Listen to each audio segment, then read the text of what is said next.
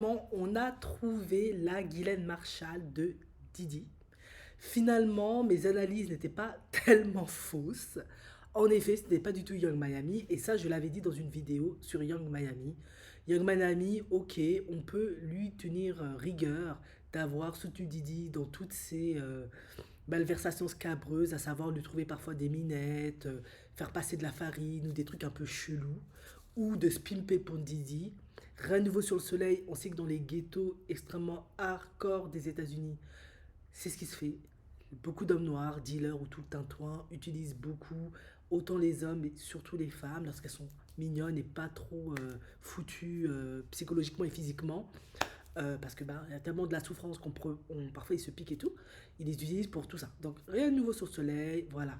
Et puis Young Miami, entre vous et moi, c'est pas pour être mauvaise langue, mais elle n'a pas l'intellect pour gérer des choses complexes de l'organisation de Didi.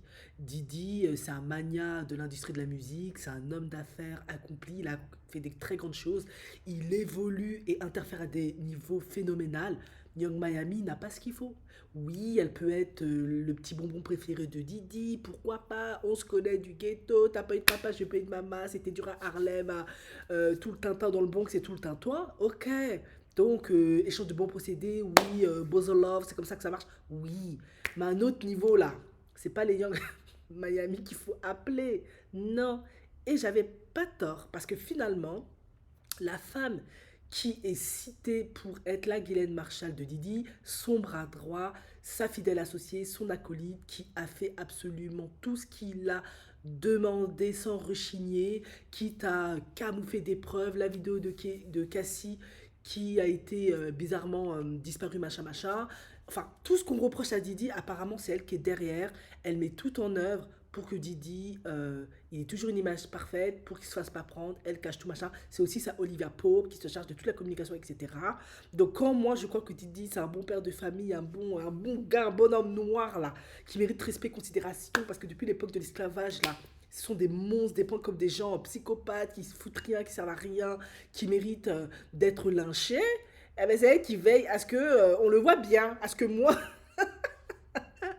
je tombe dans le piège. Non, mais c'est normal. Quand tu es une star, tu es quelqu'un de connu, tu dois avoir un PR, relation publique, c'est tout à fait normal en fait. Sauf que elle, malheureusement, au moment donné où son intégrité est rentrée en jeu, bah, elle a continué. Et effectivement, hein, en psychologie, il est dit que tu peux être une personne ben, comme moi, pleine d'empathie, bienveillante. Hein. En tout cas, c'est comme ça que j'aime me voir. Et parce que tu vas travailler dans des entreprises ou avec des personnes qui te demandent de faire certains actes qui vont à l'accord de tes valeurs et de tes principes, tu peux avec le temps devenir une psychopathe. Tu peux naître psychopathe, mais tu peux le devenir aussi à force de pousser tes limites, tes valeurs. Tu finis par ne plus rien sentir, ne plus... Tous ces émotions, ces sentiments qui font de toi, qui te donnent de l'humanité, tu finis par y faire fi. Et je pense que cette fille, entre le moment où elle a quitté sa fac, elle a eu son diplôme, elle voulait faire carrière et c'est tout à fait à son honneur, et qu'elle a été recrutée comme manager chez Bad Boy, je crois, et très rapidement, quand elle est devenue directrice, et à la fin, elle s'est retrouvée droite de Didi, sa Guylaine Marshall et sa Olivia Pope, eh bien, je pense qu'elle a vendu son âme au diable et qu'elle a perdu en empathie, en humanité. Tant et si bien que quand Lil Rod, celui qui a balancé énormément de choses aussi, bon, plein de gens ont balancé plein de choses, il est venu se plaindre à elle de tout un tas de choses que Didi lui faisait. Elle lui disait, mais c'est parce qu'il t'aime, etc. Voilà, inversement des valeurs, à un moment donné, tu... C'est tellement... Je ne cautionne pas ce que ces gens-là ont fait, mais je le comprends. Bon, après, je suis aussi dans le domaine du développement personnel, du coaching, de la psychologie. On étudie l'esprit humain, mais je comprends ces gens-là parce que quand tu as de l'ambition, quand tu es un peu narcissique, quand tu as peut-être une mauvaise estime, tu as une enfance voilà, chaotique, où tu n'as pas eu certaines choses, peu importe, mais si tu as une belle enfance, peut-être de ne pas y travailler trop, de donner pas d'attention, voilà, où tu te sens insignifiant, peu importe, être aux côtés des Jay-Z, des Macron, un petit clin d'œil à Macron, que vous aimez tant, Didi, tous ces gens-là, c'est extrêmement puissant et valorisant. Donc, il est extrêmement tentant. Et à un moment donné, cette fille, j'ai pas encore cité son nom, qui vient certainement d'une très bonne famille, c'est tentant de suivre ces hommes-là parce que tu es tellement valorisé, tu te sens tellement exister quand tu es avec ces hommes-là. Et c'est pareil pour des hommes aussi. Ça, malheureusement, c'est pas pour rien qu'on les appelle les stars. célébrité, c'est qu'elle suscite des choses au fond de nous qui font appel à l'inconscient. Et ça nous pousse à accepter et à faire des choses que de base, avec l'éducation, les valeurs qu'on a reçues, on ne ferait pas. On ne peut pas juger tellement ces personnes-là dans un certain sens, hein, on peut le faire, tant qu'on n'a pas été dans leur posture. Moi, je suis peut-être ici, mais si je m'étais... Parce que moi, j'aimais beaucoup Didi, tellement fière de Didi en tant qu'homme noir. Si moi je m'étais trouvé à côté de Didi, peut-être que même moi j'aurais fait tout ce qu'il m'aurait demandé. Parce que psychologiquement, en plus je suis une femme noire, je me serais dit, ouais, mais nous on est des noirs. Il aurait pu m'avoir avec tout ça de toute évidence, comme il a certainement fait avec Young Miami et tant d'autres. On vient d'une communauté qui est opprimée, tout le tintouin, et c'est comme ça en fait qu'on arrive à te faire des choses parfois que tu n'as pas envie de faire. Et puis quand tu regardes d'où tu viens, tu réalises, ouais, mais chez là d'où je viens, il n'y a rien, c'est Ratchet, j'ai pas de père, j'ai pas de mère, il est mort. Voilà. Bref, c'est complexe. Et j'ai vu une vidéo Psycho Clean de Young Miami. C'est cette histoire-là, en plus, je l'ai fait comme ça d'intuition. C'est exactement ça, pas de papa. Voilà, même profil que Didi. Hein. C'est l'effet miroir. Il n'y a pas d'hasard qui se retrouve dans la même marmelade. Maintenant, cette femme, que maintenant je vais dire son nom, hein, qui s'appelle Christina Koram, ben Didi, en plus, comme je l'ai dit, c'est un homme qui est pas con.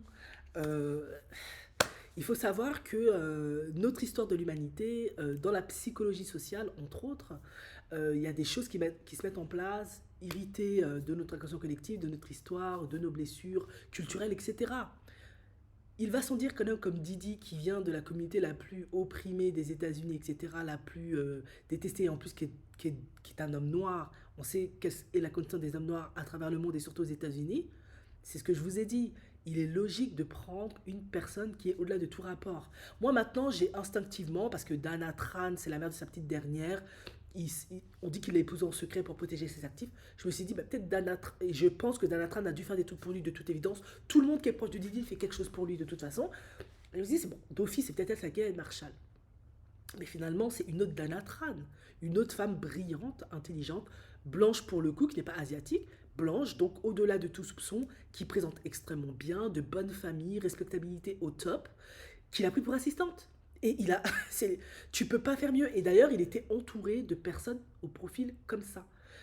Beaucoup de ces artistes étaient des noirs, avec qui il traînait Hangout, c'était les noirs, etc. Avec qui il fait faire des choses un peu douteuses, c'était Young Miami, tout le tanana. Mais ses plus proches collaborateurs, ceux à qui il déléguait des responsabilités de malade. D'ailleurs, il a fait plusieurs posts pour féliciter, remercier cette femme, hein, Mademoiselle Coram, Christina Coram, parce qu'elle faisait très bien son travail. Et il sait que des personnes blanches passent au-delà de tout soupçon. Et oui, le profilage racial, il n'existe pas par hasard. Ben voilà, lui, il l'a bien utilisé à bon escient, et il a pu se maintenir pendant 30 ans. Pas con. Et maintenant, Christina Koram, parce que Didi est en prison et il s'est fait choper par les Feds où les gens disent que c'est un informateur. Bref, ils l'ont lâché, on sait trop quoi. Elle a décidé de rapporter, de collaborer avec eux pour avoir une peine moins lourde ou pour y échapper. Et on dit que c'est elle qui aurait divulgué plein d'informations, forcément puisqu'elle savait tout.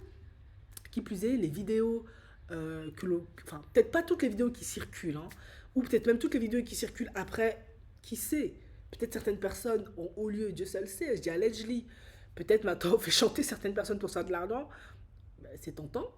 En tout cas, elle a donné des vidéos freak off et des vidéos au fait. Voilà. Est-ce qu'on peut lui en vouloir d'avoir fait ça? Absolument pas. Pourquoi toi? Parce que ben, c'est comme durant c'est durant l'esclavage et durant la Shoah. Hein. Toi, tu exécutais les ordres. Donc pourquoi tu devrais aller en prison pour ton patron alors que tu as fait juste exécuter quelque chose, tu as juste fait ton job? C'est compliqué. Quand tu es assistant de personnel d'hommes et de personnes comme ça, quelle est la limite entre ton travail et t'es hors la loi? De toute évidence, dès l'instant où ça nuit à autrui, t'es hors la loi. Mais est-ce que si ton patron il aime la farine, aller lui en trouver ou trouver des gens, c'est condamnable? Est-ce que cacher sa farine, c'est condamnable? Est-ce que lui trouver des filles, c'est condamnable? Est-ce que s'il fait des fêtes freak-off, t'organises ça et le fait que lui il mette des intraveineuses dans les baby walls ou dans les boissons, je ne sais quoi, pour que les gens tiennent pendant des jours, c'est condamnable? On va dire oui aujourd'hui parce qu'il s'est fait attraper. Certains sont morts, ils se sont fait jamais attraper, c'était ok. Ils ont toujours réussi à s'arranger avec les fédéraux, le gouvernement. Donc, bon, en tout cas, apparemment, c'est elle, sa Guylaine Marshall, c'est elle, sa Oliva Pope. Elle est démasquée. Et voilà, c'est bien ce que je disais. Une femme intelligente qui est sous tout rapport. Pas une fille du ghetto, pas une fille où dès que tu la vois, tu dis c'est grillé. Pas une Young Miami. Euh, non. Young Miami, tu la vois, elle ouvre la bouche là. C'est comme Cardi B. Tu sais déjà. Elle, tu vas l'embarquer direct. Tu sais que c'est grillé. Non, Didi, il a ses défauts, mais il est pas con. Tu vas prendre la bonne petite Karen là, où tu sais que c'est au-delà de son truc, tu as le joli sourire, qui sait extrêmement bien parler de manière diplomate, qui a fait des études, qui te sort les articles de loi, qui te sort. Non! Où tu sais que inconsciemment, ça fera appel à, à l'inconscient des gens, aux croyances, aux préjugés des gens. Quand tu la vois, tu lui donnes le bon Dieu sur confession. Si tu ramènes Young Miami, ils vont se dire, c'est louche. Elle là, faut la guetter, faut la. Voilà. Bon, bref. Apparemment, ce serait elle, on verra. Christina Coram.